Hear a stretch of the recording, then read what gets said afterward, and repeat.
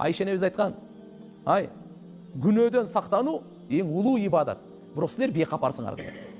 Көңүл бурбайсыңар. Ибадат дегенде эле намаз деле ойлоп атасыңар. Орозону, Куран, зикир деле ойлоп атасыңар. Андай эмес. Күнөөдөн сактануу, текеберликтен сактануу ибадат. Көрө албастыктан сактануу ибадат. Кара ниеттиктен сактануу ибадат. Арактан сактануу ибадат. Кумардан сактануу ибадат. Уурулуктан сактануу ибадат. Бирөөгө зулумдук кылгандан сактануу ибадат. Бирөөнү сөкпөй, бирөөгө жамандык кылбай, бирөөнүн акысын жебей, бирөөнү ушактабай, бирөөгө жала жаппай. Бул ибадат экен да. Арамдан сактануу ибадат. Күнөөлөр экиге бөлүнөт туугандар. Күнөөлөр, бардык күнөөлөр экиге бөлүнөт. Дененин мүчөсү менен кыла турган күнөөлөр бар, сырткы күнөөлөр деп коет. Жүрөктүн күнөөлөрү бар, ички күнөөлөр. Бул арак ичүү, уурулук кылуу, зына кылуу, кумар ойноо, бул сырткы чоң күнөөлөр. Дене мүчө менен кылына турган күнөөлөр.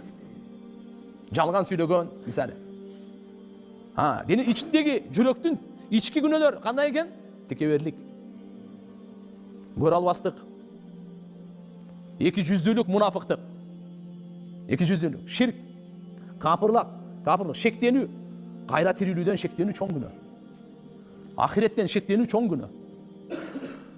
Мусулмандарды жек көрүү, кек сактоо чоң күнөө жүрөктө. Туугандар, мынакей күнөөлөрдөн.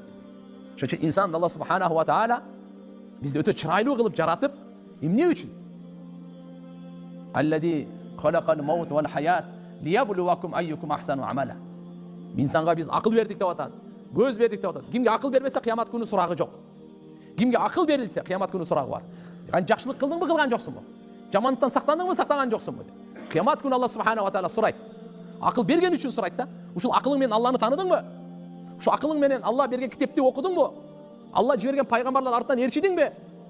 Ошо Куран, ошо пайгамбарыбыз Мухаммад алейхиссалам айтып атат. Силер ахиретке даярдануу үчүн келдиңер дүйнөгө.